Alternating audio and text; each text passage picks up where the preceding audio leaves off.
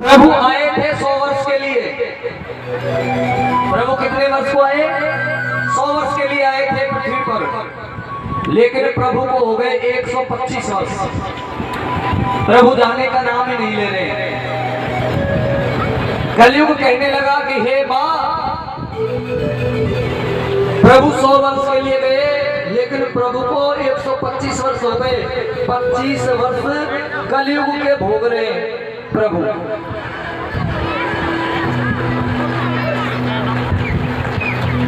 आज कहने लगा कि मैं पृथ्वी पर जाता हूँ। प्रभु ऐसे नहीं आएंगे, मैं जाता हूँ, उन्हें संकेत करके आता हूँ।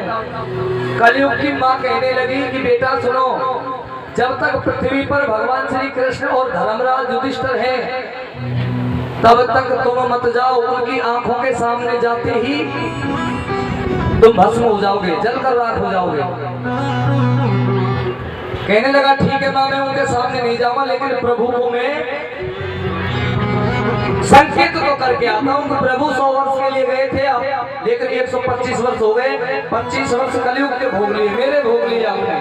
अब आप अपने धाम को आइए, अब मेरा नंबर है जाने का। कलयुग चल देता है, ध्यान से सुनना भैयाओ बाबाओ, कलयुग चल देता है। और जब कलयुग ने देखा कि अब मुझे भगवान श्री कृष्ण को संदेश करना चाहिए, संकेत करने चाहिए कि अब मेरा आगमन का समय हो चुका है। भगवान श्री कृष्ण पांचों पांडवों को लेके और भ्रमण करने के लिए वन में जाते हैं। उन्हें प्यास लगती है, इधर कलयुग चल देता है। कलयुग ने अपनी माया दिखलाई, कलयुग ने अपनी माया दिखलाई और अपनी माया से 3 तंबू प्रकट कर दिए। 3 तंबू में, एक में तो सुंदर माया से रचित घोड़े और एक तंबू की बनाई गई झील, और एक तंबू में कलयुग खुद सेठ बनकर बैठ गया। इधर भगवान श्री कृष्ण जब पांचों पांडवों को लेके भ्रमण कर रहे हैं, तो आज भगवान श्री कृष्ण कहने लगे कि हे अर्जुन, हमें प्यास सता रही, कृपया करके हम यहीं बैठे हैं, तुम कहीं से पानी की खोज करके लाओ। अर्जुन ने गांडीव हाथ में लिया, कहने लगा ठीक है प्रभु आप यहीं रहो, मैं पानी की खोज करके लाता। धीरे धीरे अर्जुन वहीं पहुंच गया जहां पर कलयुग ने अपनी माया फैला रखी थी। उसने देखे तो 3 तंबू। विचार करो, उसने किया कि शायद यहाँ कोई रहता है तो यहाँ पानी जरूर मिलेगा, जल की व्यवस्था यहाँ हो ही जाएगी। आज सीधा अर्जुन वहीं पहुंच गया, वहां देखा सुंदर घोड़े। अर्जुन मोहित हो गया उन घोड़ों पर। अर्जुन ने कहा कि भाई बड़े सुंदर घोड़े, ऐसा करते सेठ जी से एक घोड़ा ले लेते हैं, पानी की खोज भी कर लेंगे, घोड़ा भी सुंदर है। अर्जुन बोला कि सेठ जी घोड़ा बेचोगे क्या? सेठ जी कहने लगे हाँ घोड़ा बेचने को तो बैठे हम, मैं तो हमें एक घोड़ा दीजिए। इधर सेठ जी कहने लगे सुनो, हमारा एक प्रश्न है, हमारे एक प्रश्न का उत्तर दे जाओ और घोड़ा ले जाओ। अर्जुन कहने लगा आप हमें शायद जानते नहीं हो, हम भगवान श्री कृष्ण के परम शिष्य हैं, ऐसा कोई प्रश्न नहीं जो हमसे नहीं आता हो। पूछो क्या प्रश्न है? कलयुग कहने लगा सुनो, उसमें भी एक शर्त है, अगर जवाब मिल गया, अगर तुमने उत्तर दे दिया तो घोड़ा ले जाना, अगर उत्तर नहीं दिया गया तो तुम्हें जेल में बंद होना पड़ेगा। कहने लगे ठीक है। कलयुग कहने लगा कि हमारा प्रश्न ये है, एक ऊंचा पहाड़ है, एक पहाड़ है उससे मोटे मोटे पत्थर नीचे आ रहे हैं और छोटे छोटे पत्थर ऊपर जा रहे हैं। अर्जुन कहने लगा भैया ऊंचा पहाड़ है, ऊंचे पहाड़ से मोटे पत्थर भी नीचे आएंगे, छोटे भी नीचे आएंगे।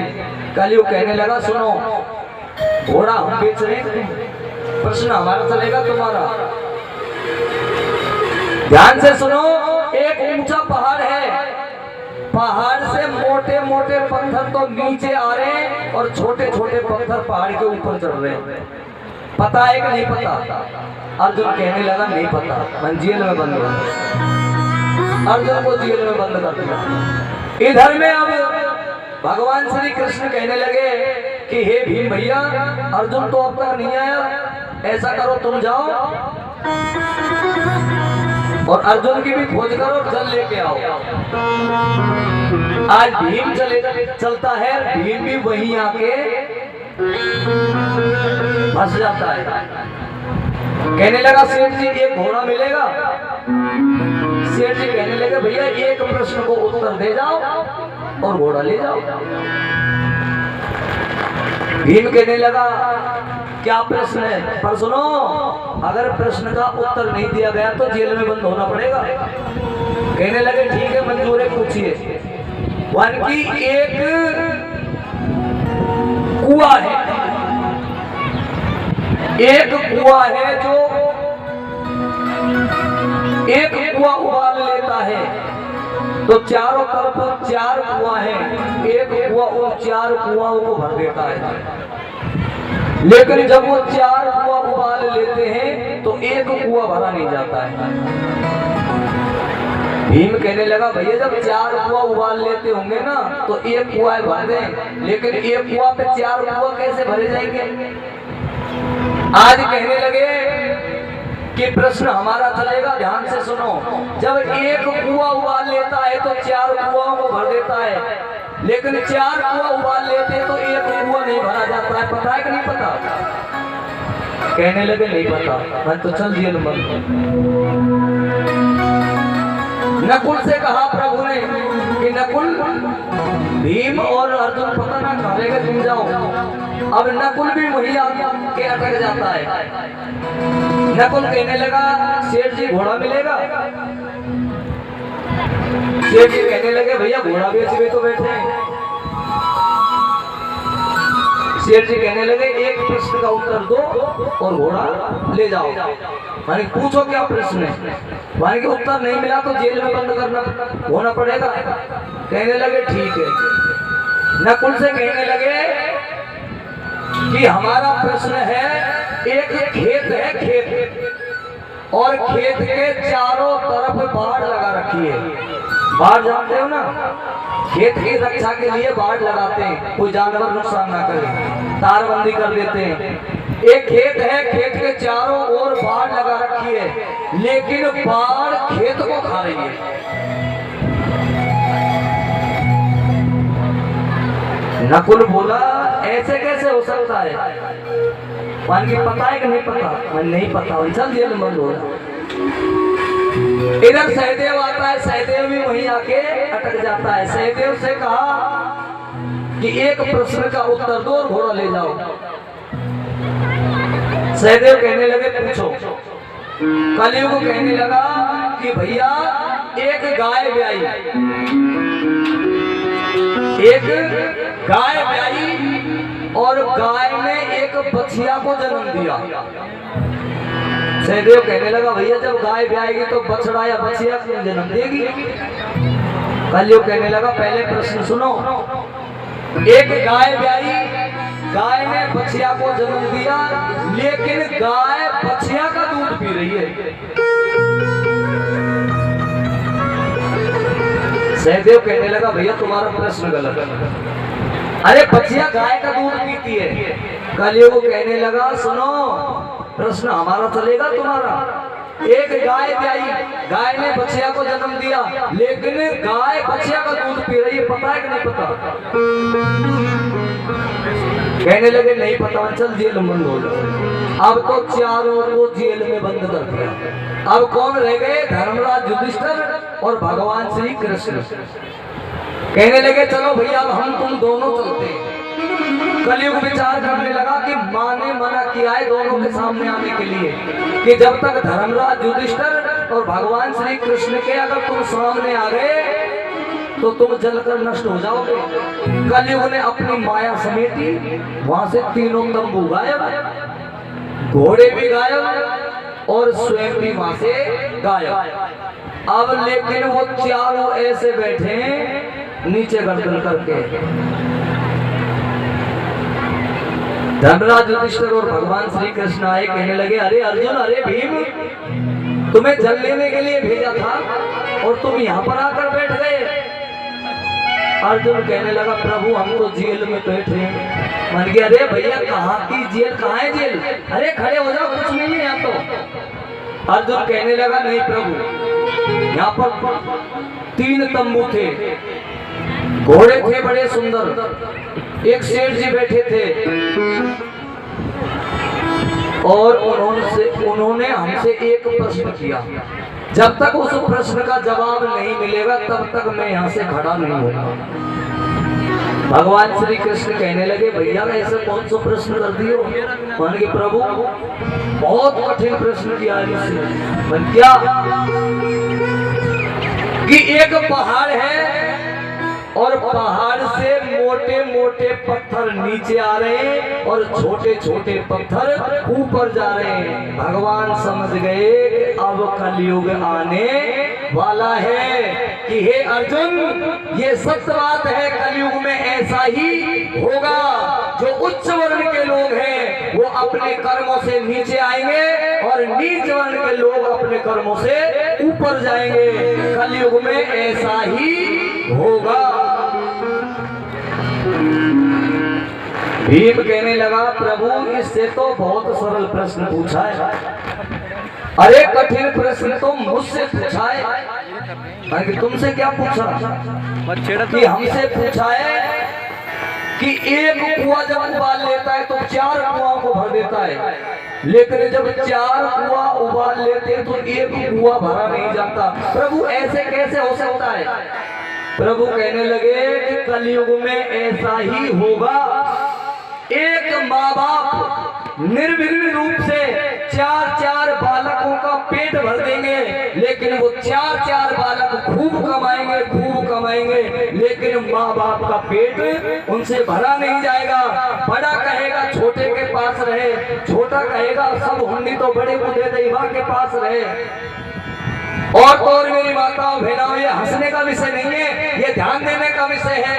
आज कलयुग में जब माँ बाप का बंटवारा हो जाता है, जब 2 बेटे होते हैं ना, धन बढ़ जाता है, खेत बढ़ जाते हैं, मकान बढ़ जाता है, दुकान बढ़ जाती है और तो और माँ बाप बढ़ जाते हैं कि भैया पिताजी को तू रखेगा, माताजी अभी अपने घर चल रही है, घर के काम है ठीक ठाक कर ले जाए मेरा। और तो और मेरी माताओं दुर्भाग्य तो तब है उस माँ का जब पिताजी के जाने के बाद वो माँ अकेली रह जाती है ना। जब पिताजी चले जाते हैं तो माँ अकेली रह जाती है, तो फिर कहते हैं भैया अब पिताजी तो है नहीं, अब माँ का क्या करें? मान के भैया अब ऐसा करो 15 दिन एक के पास रहेगी, 15 दिन एक के पास रहेगी। माँ 15 दिन एक के पास खाती है पीती है सोती है, 15 दिन एक के पास खाती है पीती है सोती है। लेकिन दुर्भाग्य माता उस माँ का जब 31वां महीना होता है ना तो वो भूखी सोती है। इस कलयुग में ऐसा ही होगा। इसलिए तो मैया हम बार बार कहते हैं अपने बालकों को शिक्षा के साथ साथ संस्कार भी दीजिए, क्योंकि हमारे पास संस्कारों की कमी है। क्योंकि अगर हमारे बालक संस्कारवान होंगे ना तो हमें वृद्धाश्रम जाना नहीं पड़ेगा। इसलिए हमारे बच्चों को संस्कार दो। पहले वृद्धाश्रम नहीं थे, हमारे बाबा ने पूछो 20-30 साल पहले वृद्धाश्रम थे क्या? लेकिन जितनी ज्यादा शिक्षा बढ़ रही है, जितने पढ़े लिखे लोग हो रहे हैं ना, हमने शाम को बताया ना आपको, कल भी बताया हमने, गांव के बिना पढ़े लोग, बिना पढ़े लिखे बाबा, बिना पढ़े आदमी वो तो गाय चरा रहे हैं। ब्राह्मण के बिना पढ़े तो गैया चरा रहे, लेकिन शहर के पढ़े लिखे वो कुत्ता घुमा रहे हैं। शाम सुबह जाकर देखो कुत्ता उनके लूसी फूसी जाने ढाका कहे और घुमाते रहते हैं उनको। बताओ, पढ़े लिखे कुत्ता घुमा रहे हैं और अनपढ़ गैया चरा रहे हैं। ये दुर्भाग्य हमारा। आज भीम से कहा कि भैया कलयुग में ऐसा ही होगा, चार चार बेटे एक माँ बाप का भरण पोषण नहीं करेंगे, माँ बाप की दुर्गति होगी। जिस प्रकार मेरी माँ और गाय माँ और ये जगत जननी माँ जो सबको जन्म देती है, सबसे ज्यादा ये दूध पाली गाय माँ। देखो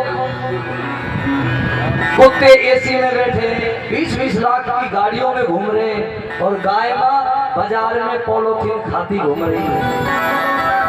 अगर घर पे आ जाए तो कोई एक रोटी नहीं, उसे डंडा मार के भगा देते हैं। ये दुर्भाग्य उसी गैया का जिस गाय का दूध पी के मेरे गोविंद बड़े हुए हैं, जिनको नंगे पैर जब तक गाय चराई ना मैया कन्हैया ने अपने पैरों में पादुका नहीं पहनी कि मेरी गाय माता नंगे पैर जाती है तो मैं भी नंगे पैर जाऊंगा। और आज उस गाय की क्या दुर्दशा हो रही है।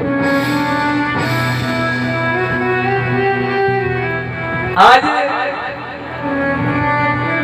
नकुल कहने लगा कि प्रभु इनसे तो बहुत सरल प्रश्न पूछा है, कठिन प्रश्न तो मुझसे पूछा है। कि तुमसे क्या पूछा है? कि एक खेत है और खेत के चारों ओर बाढ़ लगा रखी है रक्षा के लिए, लेकिन प्रभु खेत को बाढ़ खा रही है, ऐसे कैसे हो सकता है? बाढ़ खेत को कैसे खा सकती है? प्रभु कहने लगे भैया कलयुग में ऐसा ही होगा, जिसे हम अपना समर्थन देके पूरा बहुमत देके और उसे हम अपना राजा नियुक्त कर देंगे, उसे चुनाव जिता देंगे, फिर वो ही जीतने के बाद में हमारा शोषण करेगा। कलयुग में रक्षक ही भक्षक बन जाएगा। कलयुग में ऐसा ही होगा। सहदेव कहने लगा प्रभु सबसे ज्यादा कठिन प्रश्न तो मुझसे पूछा था, मैंने तुमसे क्या पूछा? कि एक गाय गई, गाय ने बछिया को जन्म दिया, लेकिन गाय बछिया का दूध पी रही है। प्रभु ऐसा कैसे हो सकता है? प्रभु कहने लगे कि कलयुग में ऐसा ही होगा। माँ बाप कन्या को जन्म देंगे, लेकिन अपनी उदर की पूर्ति करने के लिए अपनी कन्या का क्रय विक्रय कर देंगे। अपना पेट भरने के लिए अपनी कन्या को बेच दिया जाएगा। कलयुग में ऐसा ही होगा। कलयुग में अनेकों दुर्गुण हैं, इतने दुर्गुण हैं, लेकिन एक गुण है बस, एक गुण पर ही परीक्षित रीत गया था, अन्यथा कोई गुण नहीं है इस कलयुग में। एक ही गुण है, कलयुग